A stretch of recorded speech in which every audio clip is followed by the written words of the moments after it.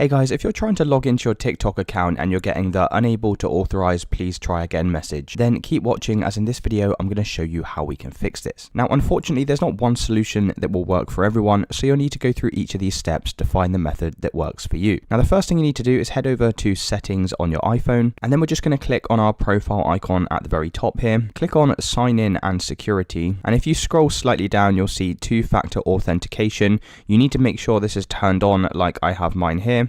Then we can come back out of this window, come back again over to the settings menu, scroll down slightly to general and click this, scroll down to VPN and device management and select that, and you need to make sure that you're disconnected from any VPNs on your phone. You can see right at the top here for me it says not connected, which is fine, so we can close out of this window. Then scroll up to date and time and select this. Make sure you have set automatically turned on and enabled, and then you can head back over to the TikTok application and check to see if that's now solved the issue. Now if that's still not working, the last thing we can do is head back over to the settings menu, come all the way down to general again, scroll down to iPhone storage and select this, and then from here we need to locate the TikTok application at the bottom and select that. Click on offload app and confirm by pressing offload app. Once you've done that, you'll need to head over to the App Store. Using the search feature, just search for TikTok and hit enter, and then right at the top you'll see TikTok, so select that, and then you can just click this download button here, and that's going to go ahead and update the app for you. So just wait a few seconds while that updates and reinstalls, and once that's finished you can then launch up the TikTok app, and that should have now fixed the unable to authorize issue. And that's it guys. If you did find this video helpful, then please consider dropping a like and subscribing.